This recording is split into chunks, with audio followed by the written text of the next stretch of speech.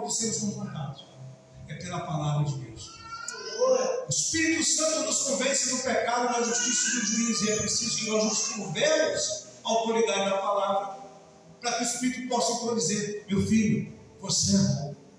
Meu filho, você precisa de conserto. Meu filho, você precisa arrepender-se. Meu filho, você precisa então pedir perdão. Não somente a mim, que sou teu Deus, teu Criador, mas aquele a quem você ofendeu. E para chegar nesse perfil, pastor Luciano, somente com muito quebrantamento diante do Senhor. Verdade. Aleluia. Porque o orgulho tem tomado o coração de muitas pessoas. Meu Deus. Então, por conta da operação desse espírito anticristo, diz aqui a vida, a partir do verso 9, desse iníquo é segundo a eficácia de Satanás, com todo o poder, sinais e prodígios da mentira, e com todo o engano da injustiça para os que perecem. Perecem porque não receberam o amor à verdade para serem salvos. Por isso, Deus lhes envia a operação do erro, para que creiam na mentira e para que sejam julgados todos os que não creram na verdade, antes tiveram prazer na iniquidade. Iniquidade versus arrependimento. Essa é a nossa mensagem dessa noite. E essa é a condição que nós devemos estar refletindo. Onde nós queremos sair daqui vagando. Se vamos vagar na iniquidade, ou se vamos vagar nas asas do Espírito, se vamos mergulhar na presença do Senhor em arrependimento. Ou vamos pender para um lado, ou podemos pender para o outro. Nessa nossa leitura inicial, você pôde olhar na sua palavra como estava o coração de Davi. Façamos aqui o rápido comparativo entre o salmo do arrependimento, sobre o comportamento que Davi expressou aqui, comparando com o que Paulo quis dizer aos de Tessalônica. Davi, no salmo, ele clama a Deus e diz: cria em mim, ó Deus, um coração puro. Por que Davi então chega diante da presença de Deus e diz: Senhor, cria em mim? Porque na sua carnalidade, Meu Deus, não havia nada que ele pudesse fazer para mudar o seu coração pecaminoso. O coração do homem, ele é pecaminoso. Diz a palavra que o coração do homem, ele é enganoso. E ele olhando então, porque ele disse antes que conhecia os seus pecados. Você conhece os seus pecados. verdade. Eu conheço os meus pecados. Deus nos traz à memória aquilo que fazemos de errado todos os dias. Olhando para essa condição dentro dele, ele disse: Senhor, cria em mim um coração puro, porque se o Senhor não entrar na minha história, se o Senhor não entrar na minha vida, eu já sei que eu vou perecer longe do Senhor. É forte. Mas quando o Senhor entrar na minha vida, transformar meu coração, modificar meu coração, então eu terei um coração preparado para mudanças, preparado para transformações, preparado para receber as bênçãos, porque o coração puro, ele é um coração transparente diante de Deus. É um coração renovado, é um coração que não sabe bater, existir sem a presença do Senhor. Cria em mim um coração puro e põe em mim, renova em mim o quê? Um espírito reto. Na continuação aí, ele diz: não me lances fora da tua presença. Coração que não for transformado, coração que não for transformado, ele não pode permanecer na presença do Senhor. Ele reconhece seu pecado e busca de Deus a restauração. Verdade. Em contraste, nós vamos ver que antes desse cenário, o que foi que ele fez? O que foi que Davi fez, gente? Davi simplesmente começou uma mulher casada. Determinada hora, ele subia no terraço e de lá ele pôde contemplar uma bela mulher estava tomando banho. Nós não sabemos quantas vezes isso se repetiu. Meu Deus. Nós não sabemos, porque não está escrito, por quantas vezes essa mulher se permitiu ser vista, mesmo sendo casada. O que se sabe é que o marido dela estava na guerra. Meu Deus. Um homem fiel, justo, de confiança, íntegro, mas estava fora de casa. Satanás nos tenta pela nossa incontinência. Satanás nos tenta por aquilo que nos falta. Aquela mulher faltava a presença do homem dentro de casa. Davi faltava da presença de Deus naquele momento, porque no momento que ele estava na laje olhando a mulher, ele podia não ter saído, sim ou não? Podia. Ele podia ter evitado? Podia.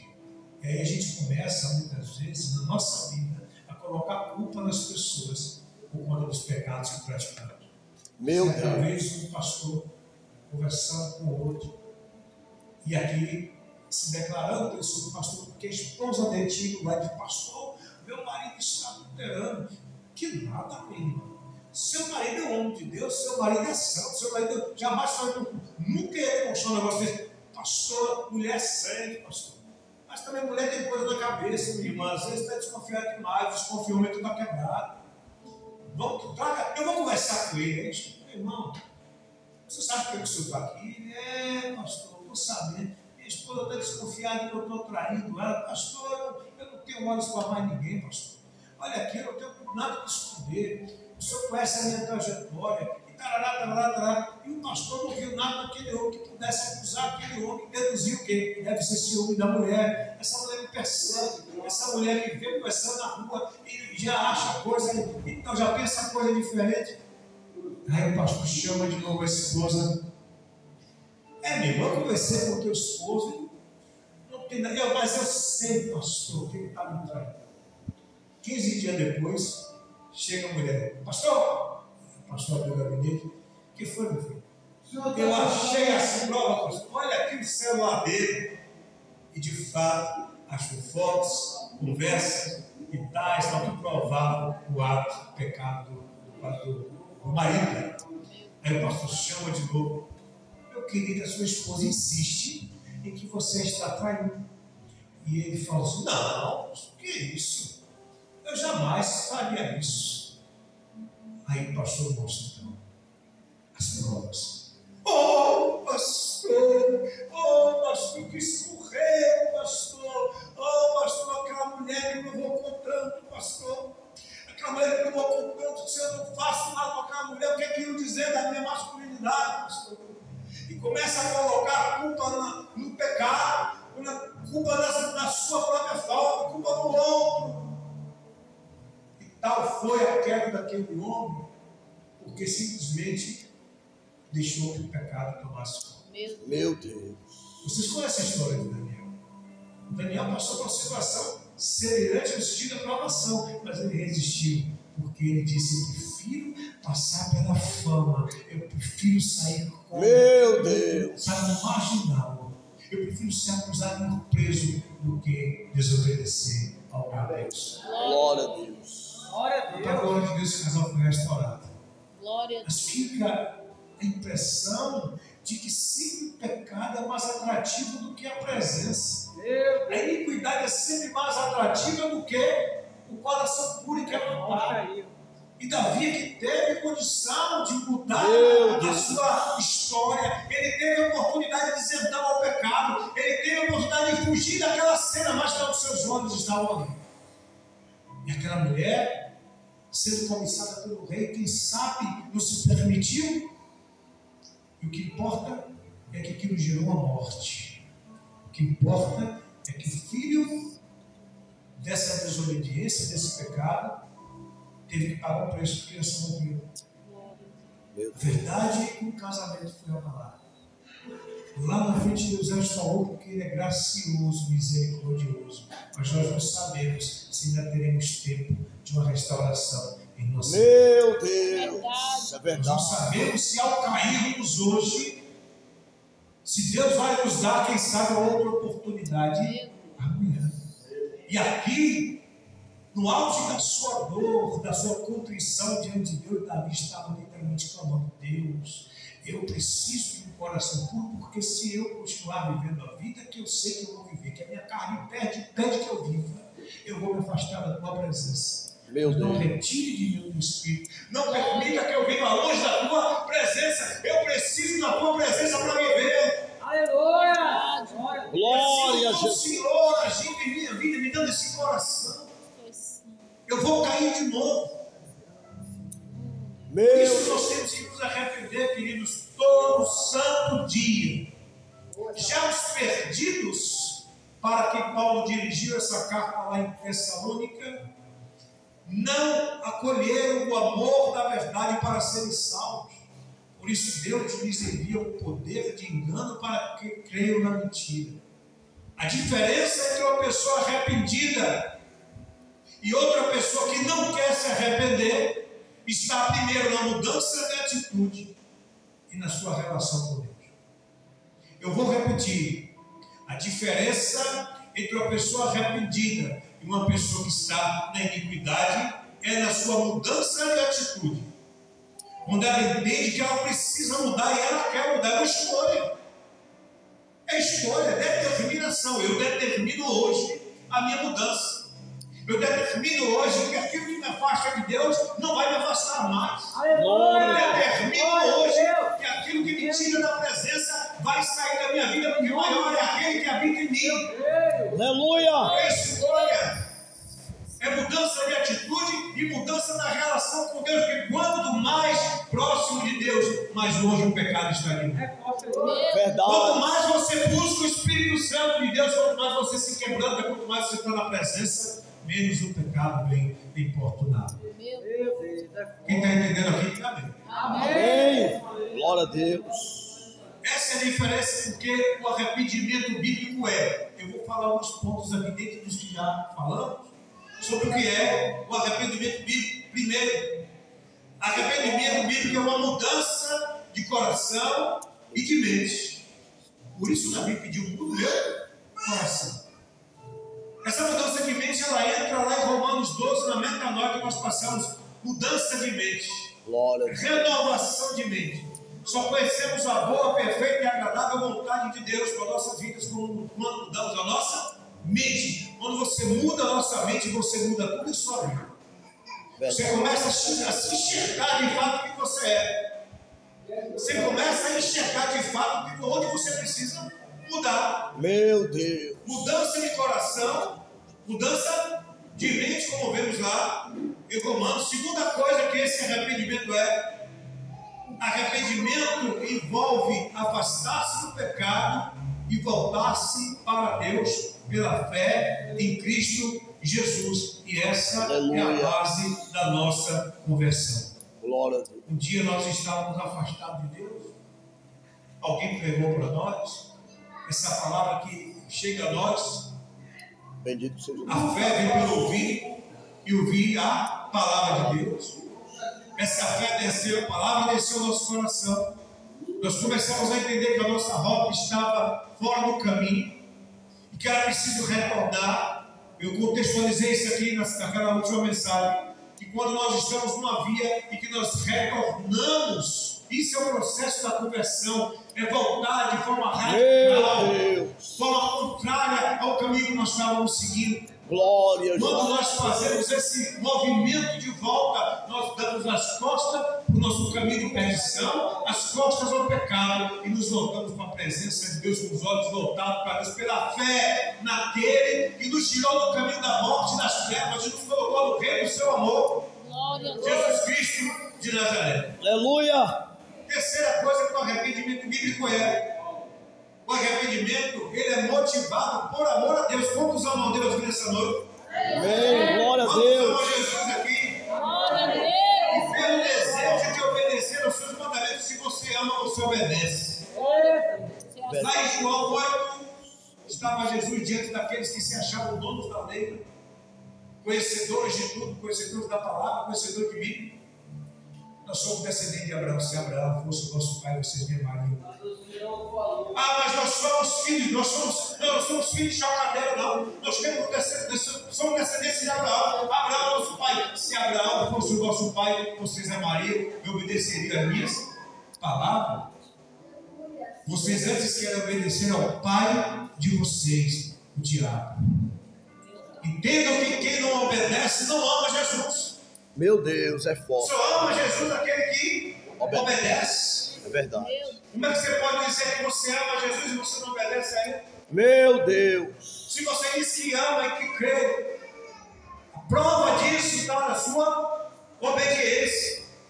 Obediência ao Senhor, aos seus mandamentos. Quarta coisa, o arrependimento bíblico é um passo importante para a salvação, pois permite receber o perdão de Deus e fomos perdoados porque voltamos para a casa do Pai. Fomos perdoados porque entendemos que como nós estávamos andando, a nossa vida nos caminhava para o inferno.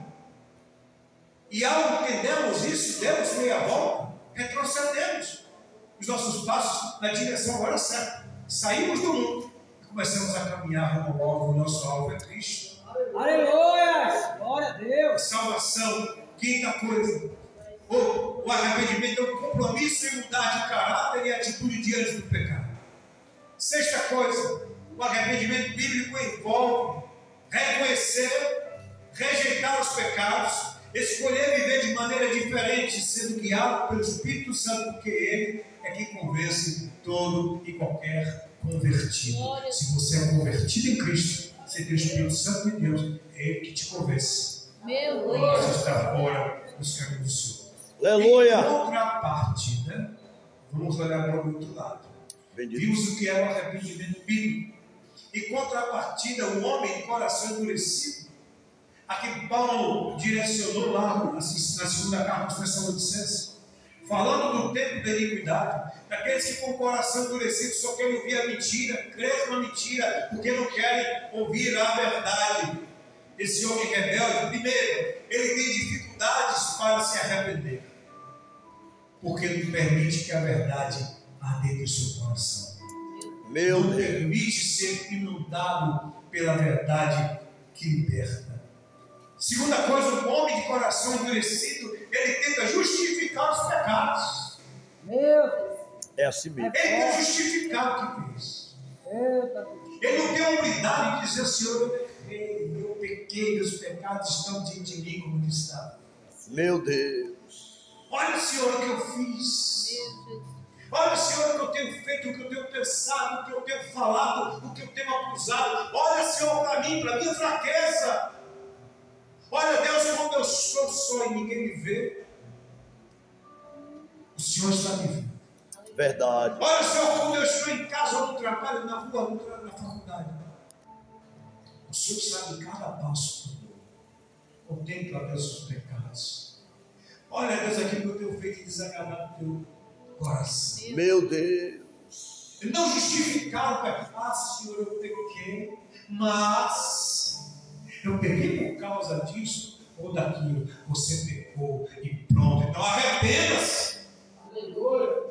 Não tem que justificar o pecado de Deus. É assim mesmo. Terceira coisa, a pessoa com o coração endurecido, ela não sente tristeza sincera quando peca. Verdade.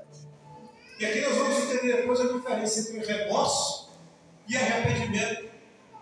Outra coisa, a pessoa que tem o coração endurecido, ela não quer se libertar dos pecados, porque os pecados trazem benefícios para ela. Dão prazer, Meu Deus. dão alegria, Olha aí. dão riqueza. Meu Deus. E não querem se arrepender quando está bom, aquela coisa, está tudo bom, está tudo certo. Porque está me trazendo algum benefício. Eu estou tirando algum proveito nisso aqui. Se eu perco isso aqui, eu vou perder parte da minha essência, Meu Deus. parte da minha vida. É por isso, pastor, que você está falando sobre os pastores, muitos líderes, infelizmente, estão buscando a mesma forma. O sucesso, Meu Deus. a glória. Sabem que estão fazendo errado. Sabem que estão buscando errado. Sabem que estão adorando errado. Sabem que estão invertendo valores, mas não perdem porque querem manter o seu status. Meu Deus. E manter a sua pose. É desse Não jeito. querem descer Meu e se humilhar. Nos ajuda. Aqui é por conta disso. Outra coisa, quem está com o coração endurecido não confessa o pecado de orgulho. Olha aí. Sexto, não perdoa quem os prejudicou. Meu Deus. Sétimo, não se compromete com a mudança de atitude, nem com a verdade que liberta. Antes quer continuar na mentira, para não serem confrontados. Eu pergunto à igreja nessa noite. Você olha uma pessoa que está nesse estado, você olha para essa geração de hoje, que está vivendo longe da verdade, que está vivendo uma falsa religião, que está vivendo a mentira, e você faz uma pergunta: quais as consequências desse comportamento, pastor? O que é que esse comportamento dessa geração que está vivendo agora fora da verdade pode trazer de consequência? Eu sei que, como estudiosos da palavra, os irmãos poderiam aqui listar uma série de coisas, experiência de vida. Tem pessoas aqui mais idosas do que eu. A tua experiência de vida poderia listar agora uma série de consequências que essa geração ainda pode sofrer, porque não quer viver na verdade. E de uma forma meio leve, eu listei algumas aqui. Meu Deus. Manter-se preso ao pecado. Meu Deus. É uma consequência. Ficar sem a comunhão com Jesus Jesus. é uma consequência. Nos ajude. Perder a companhia inigualável, imensurável do Espírito Santo Grande. é uma consequência.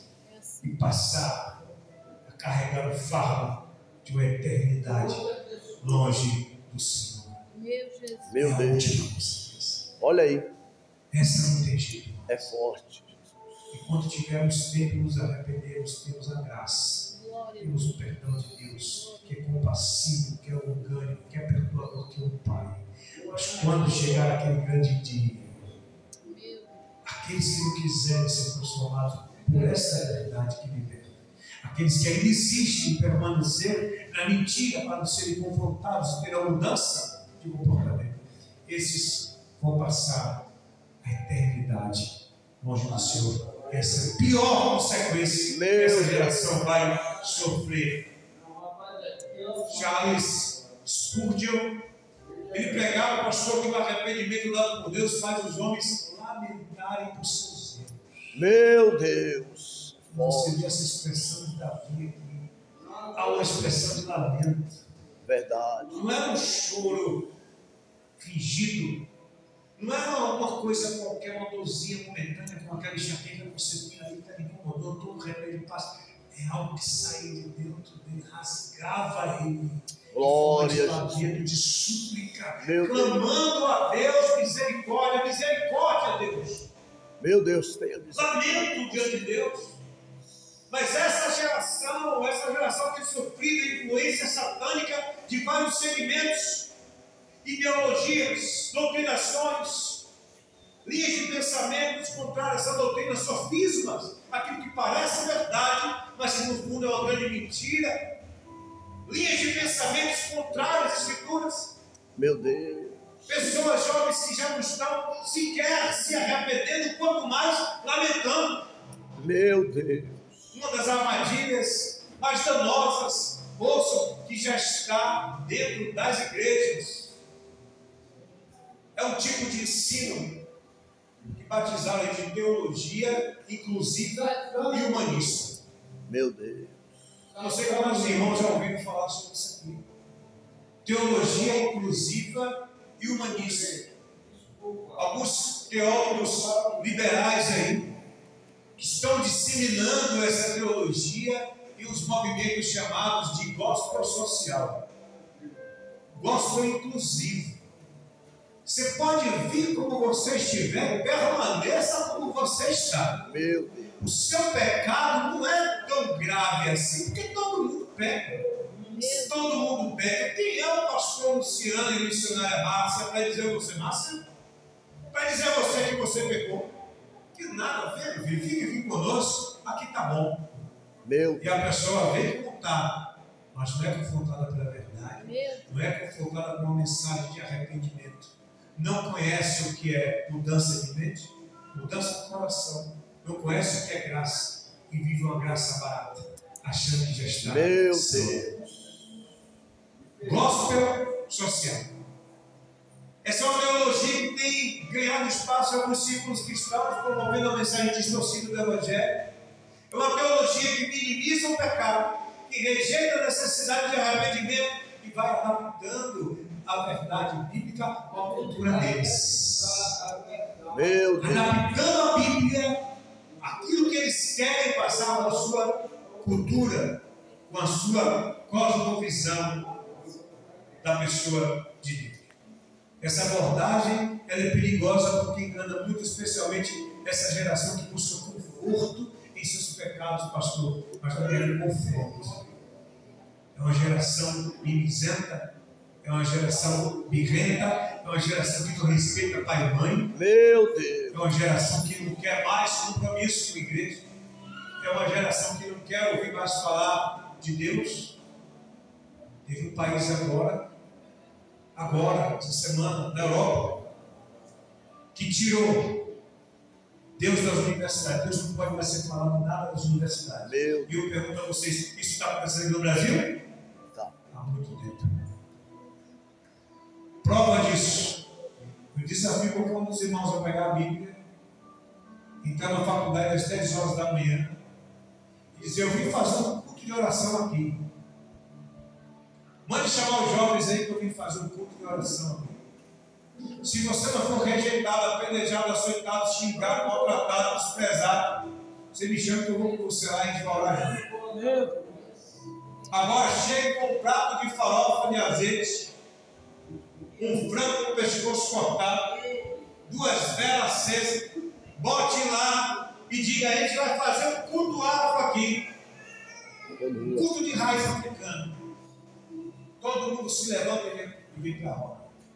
Jesus está sendo tirado dos nossos jovens e nós não estamos fazendo nada. Meu Deus.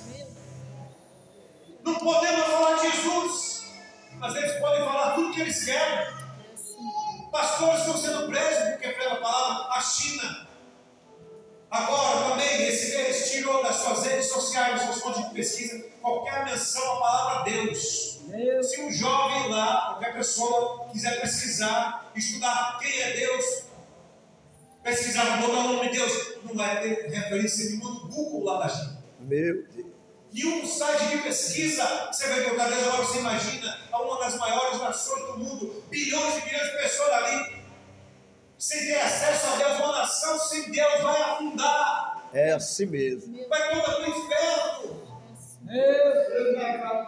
Porque sem Deus não tem arrependimento. Sem conhecimento de Deus, essa geração está perdida, pastor. Verdade, meu Senhor. E aqui nós entramos nos enganos dessa teologia no meio da igreja. Meu Deus. Primeiro, relativização do pecado. Estou ensinando nas igrejas que o pecado não é uma condição grave, que é apenas uma fraqueza humana, um deslize, um desvio, uma escorregadinha básica. Meu Deus. Coisa simples de se resolver. Diz lá a palavra em Hebreus 10:31, tremenda, terrível coisa é cair nas mãos de Deus vivo. Terrível coisa é cair nas mãos de Deus vivo. Ou eu me converto, ou me arrependo, eu vou cair nas mãos da justiça divina. Meu Deus, é forte. Segunda coisa que dizem lá é a redefinição do amor de Deus, ou seja, eles apresentam Deus nas igrejas agora apenas como um amoroso, um pai tolerante, um pai que aceita tudo porque ama todo mundo. Então, Deus é Deus de todo mundo, Deus é pai de todo mundo aqui é filho de Deus. Meu Jesus. Só que não, só é filho de Deus primeiro quem conhece é Jesus, é o seu Senhor e Salvador. Glória a Deus. Capítulo 1, versos 11 e 12, e diz: Deus deu poder àqueles que receberam Jesus, aqueles que foram feitos filhos de Deus. Deus deu poder para que sejam feitos filhos de Deus, os quais creram no seu nome. Se eu não creio no nome de Jesus, se eu não me converto, se eu não me arrependo, se eu não vivo uma vida digna diante dele, eu não sou filho de Deus. Meu Deus. Se eu permaneço como estou, eu não sou filho de Deus. Se eu permaneço na minha arrogância espiritual, me achando superior a outros, eu não sou filho de Deus. É assim mesmo. Foi isso que Jesus disse aos fariseus, aos escribas para os sacerdotes? Em João 8. Vocês pensam que são filhos de Deus. Vocês pensam que são descendentes de Abraão. Porque se vocês fossem de verdade, vocês me amariam, obedeceriam a minha palavra. Mas vocês querem obedecer ao Pai Meu de Jesus. vocês. É assim mesmo. Terceira coisa que essa teologia ensina aos nossos jovens é a rejeição à autoridade bíblica. Ei, essa Bíblia que você lê aí, quem escreveu foi homem. Meu Deus. Os homens se escreveram, então homens são vários. Se homem é vário, a Bíblia é vária. Vamos relativizar a verdade. E tem pastores que agora querem transformar, querem adulterar a Bíblia, querem renovar. Isso é uma renovação da palavra de Deus. Queridos, blasfêmia, heresia. É verdade, Jesus. A palavra é santa, é pura, a palavra é a nossa bússola, a palavra é verdade. Meu A Deus. palavra revela o Cristo que é a nossa verdade. Aqui está a revelação do nosso Senhor e Salvador. É aqui. Aleluia. De Deus em todos os livros da Bíblia. Jesus está presente. Não vai ser o homem que vai mudar a palavra de Deus. Verdade, meu Senhor. Meu Deus. Relativizar a palavra, tirar a autoridade bíblica. Aí eles selecionam passagens isoladas que agradam o homem moderno, que rejeita os confrontos que a Bíblia faz contra o pecado. Segunda carta de Timóteo, capítulo 4, versos 3 e 4. Ouça, igreja, pois chegará o tempo, esse tempo já chegou, em que não suportarão a sã doutrina, ao contrário, segundo os seus próprios desejos. Ouça o que Paulo está dizendo a Timóteo aqui. Juntarão para si mestres que eles digam que os seus ouvidos coçando desejam ouvir. Meu Deus. Eles não querem mais a palavra. Eles vão juntar pessoas, mestres, vão se juntar essas pessoas que vão simplesmente pregar para elas aquilo que elas querem ouvir. Comichão nos ouvidos, coceira nos ouvidos. Eles não querem confronto com as palavras, eles querem massagem no ego, para permanecerem na vida de pecado. Quarto ensino falso dessa doutrina é a falsa graça. É a graça barata, é a graça sem transformação, é a graça que contraria o que está escrito em Tito capítulo 2, verso 11 e 12, que diz que a graça nos ensina a renunciar à impiedade, às paixões mundanas, e a viver de maneira santa, sensata, justa e piedosa nesta era presente, diz o Deus. Os irmãos sabem o que é impiedade? É a condição de ser poluído pelo pecado. É simplesmente um desrespeito irreverente. É alguém que está chafurdando na lama e não consegue mais sair. Meu É uma Deus. condição que contraria a natureza de Deus, porque a natureza de Deus é santa. Mas a poluição tomou conta desse homem e dessa mulher de forma tal que não consegue mais enxergar onde está afundando. Meu Jesus. É uma condição que você pode imaginar agora aí, um ente querido seu, um vizinho seu, alguém próximo, alguém que está dentro da igreja, mas que não consegue enxergar, pastor, É assim mesmo. a sua condição, porque está com tampões nos ouvidos, está cego espiritualmente. Segunda carta de Pedro, verso 3, capítulo 3, verso 7, diz: os ímpios enfrentarão o julgamento. Meu Deus. O ímpio, esse que está poluído, está mergulhado em águas sujas. Não sei quantos irmãos conhecem um pouco de geografia. Na Índia estão 2 rios que são considerados entre os 5 rios mais poluídos do mundo. Tem o rio Yamuna,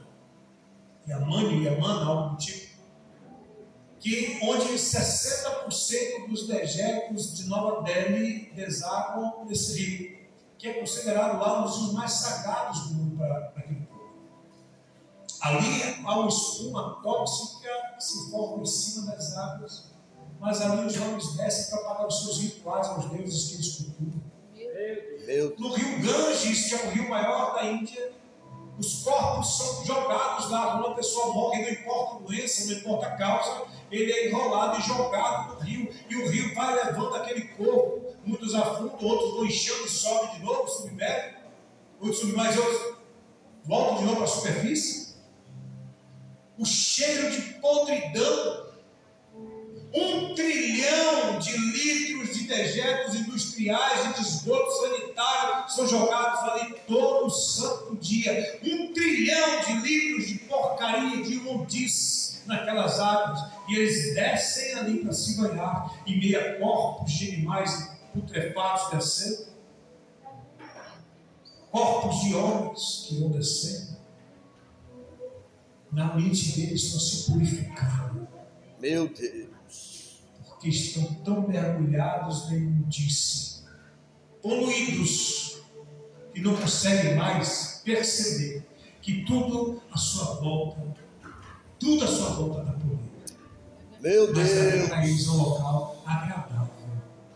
Eles não sentem mais o cheiro dos cadáveres. Se acostumaram. Eles não sentem mais o cheiro da podridão. Meu Deus. As águas sujas tocando o seu corpo e eles se banhando como se estivessem tomando banho de água mineral.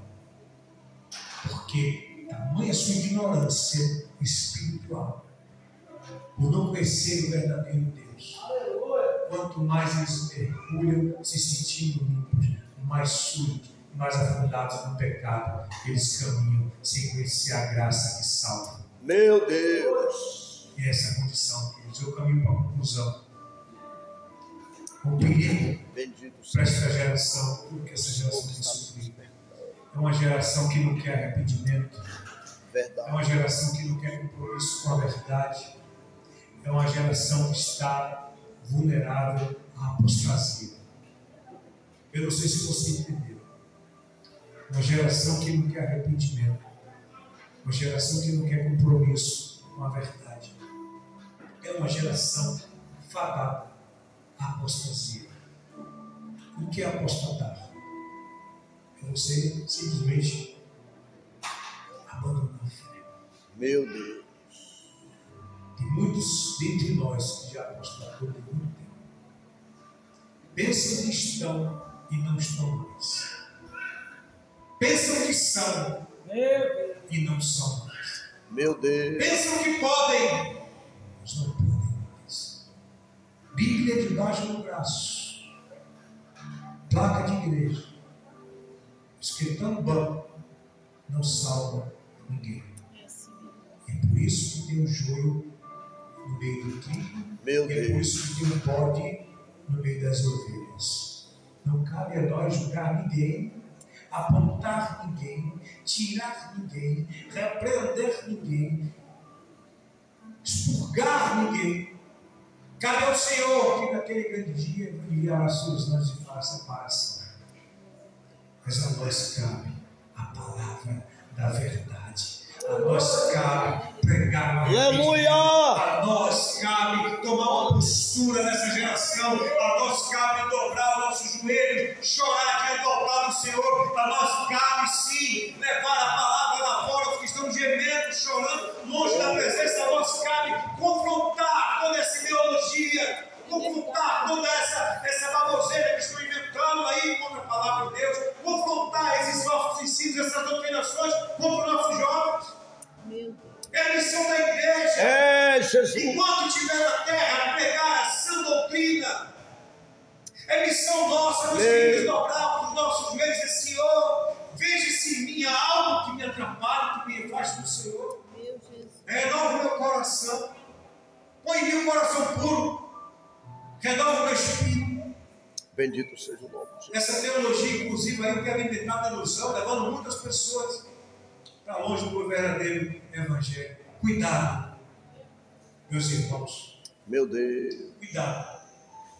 Porque com o coração endurecido, com o coração que não se quebranta e que não busca o arrependimento, o destino de muitos vai ser fora da presença do Senhor. Meu A Deus. Bíblia é clara e nos deixa muitos ensinamentos práticos quanto a esse assunto. Romanos 1, 18 a 32 ensina que que a ira de Deus, fala sobre a ira de Deus contra os que suprimem a verdade e aprovam o pecado. Meu Deus. 1 Coríntios 6, de 9 a 11, mostra que os pecadores precisam ser lavados e santificados, não apenas aceitos em seus pecados. 2 Timóteo 3, de 1 a 5, descreve os últimos dias como tempos de homens amantes de si mesmos, que têm aparência de piedade, mas negam o seu poder. Judas, capítulo 1, verso 4, adverte sobre os que transformam a graça de Deus em libertinagem. Apocalipse 3, 15 e 19, Jesus repreende a igreja morna. E aqui uma guerra teológica, como se diz que igreja morna, igreja fria, igreja crente, é aquela que manifesta dom, é aquela que cura, é aquela que fala em língua, é aquela que é isso, não é nada disso.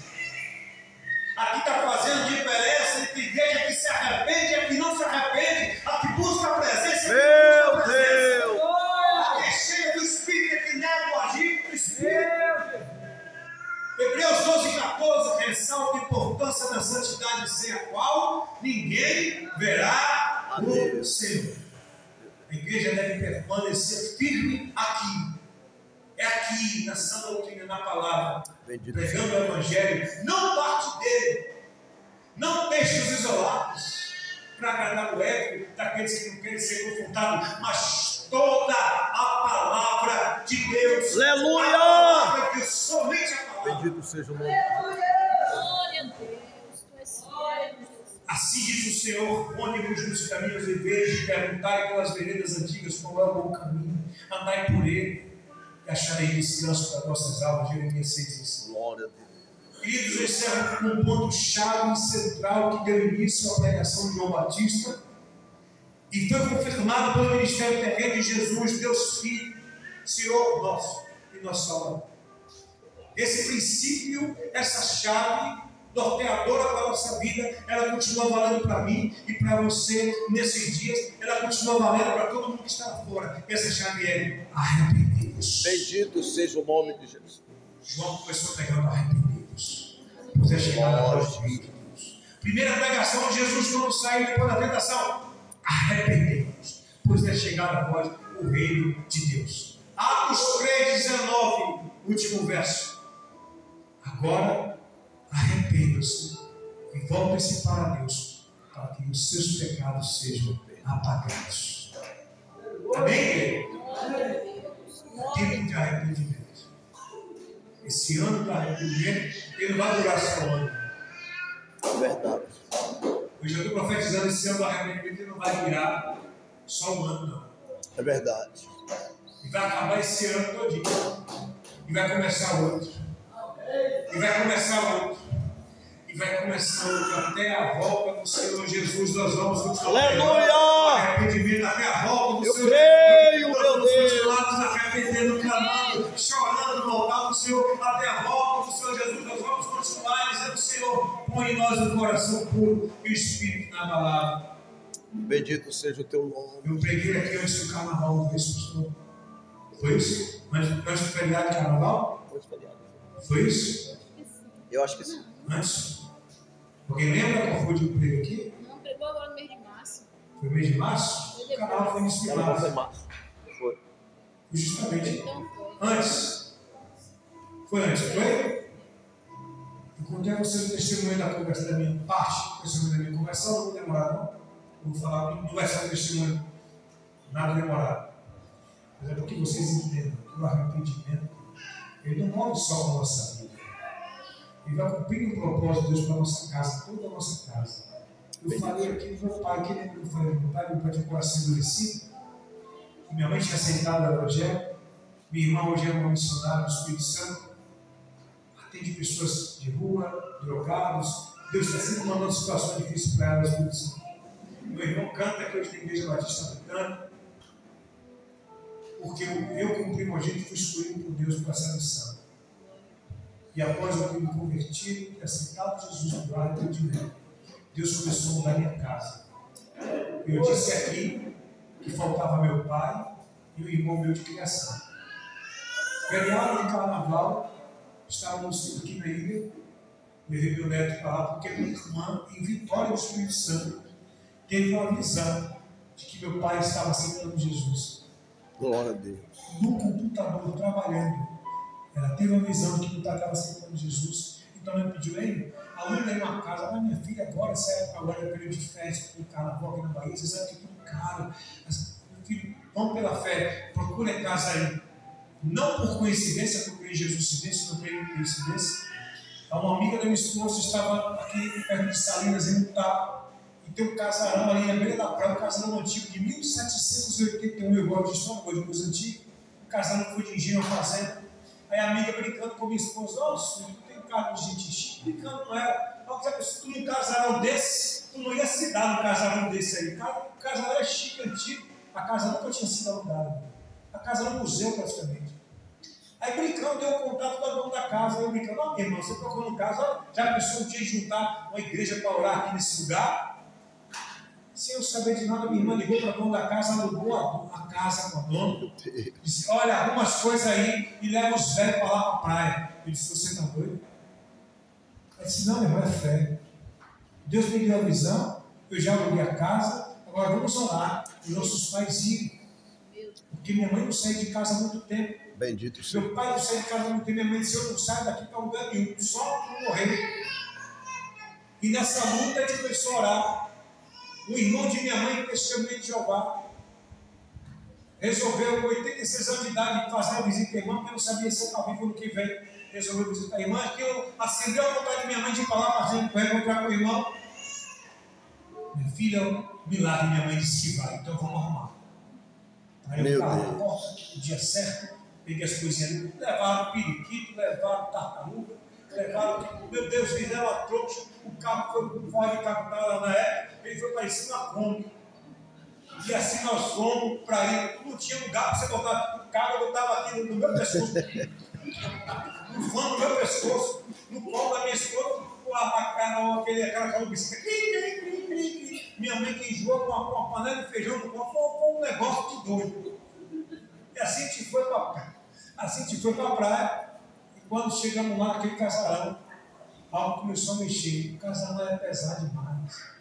Eu comecei a orar, repreendendo ali, Deus começou a transformar aquele ambiente, foi dando paz naquele ambiente, foi dando paz. Chega minha irmã de viagem com a esposa, e no dia de domingo de carnaval, meu pai assistindo lá, ele gostava do Rede Globo, vendo as bandas, porque eu vim de lá. Então meu pai tinha um trauma, pastor Luciano, quando eu vi essas bandas famosas, meu filho podia estar lá, você saiu de lá, largou isso aí. Então ele tinha esse trauma. E aí a gente começou a conversar com ele, ele começou a resmungar. E quando a gente começou a falar da graça de Jesus, pelo arrependimento, quando Deus me alcançou minha irmã, alcançou meu irmão, alcançou minha mãe, só faltava ele, meu pai, a gente vai estar com Jesus quando vier buscar a gente vai estar no mesmo lugar. Ele disse que já preparou esse lugar para nós, que ele vai voltar para nos buscar, para que onde ele esteja, nós possamos estar também. Aí ele parou e falou assim, minha cara, você vai conhecer Alda? Eu disse, vou, vai estar com minha mãe, vou ver minha mãe. Você vai conhecer Emília? Eu disse, claro, meu pai, ele vai estar junto. A gente pode não estar aqui na mesma condição de carne, independência, a gente não vai ter choro, nem pranto, nem dor, nem morte, a gente vai ter uma família só no céu. Aí ele olhou assim com o olho cheio de lágrimas e disse, então eu quero ir para lá também. Eita glória! E aí, Senhor, repita comigo a oração aqui, Senhor, repita, Senhor, eu aceito, diga, eu aceito. Jesus, como eu sou e Salvador, ele repetiu, aceitou Jesus. A obra agora do Espírito Santo, meu Pai, vai voltar para casa, porque ele entendeu a importância da família, do arrependimento. E por isso eu comecei a orar pela família aqui. Que Satanás quer tirar a nossa família do gozo de estarmos junto da presença do Senhor. Ore pela sua família. Comece a pedir para Deus mostrar áreas de arrependimento dentro da sua casa. É isso mesmo. Com a sua relação com seu esposo, com a sua esposa. Comece a pedir perdão dentro da sua casa, ao teu esposo, à tua esposa. Comece a pedir perdão aos teus filhos. Comece a se arrepender daquelas palavras ásperas, daquelas palavras duras, do teu jeito ignorante, do teu jeito arredio, da forma como você trata o seu marido, que é o sacerdote da casa. Sirva o teu marido. Abençoe teu marido, ore por ele. Ele não é crente,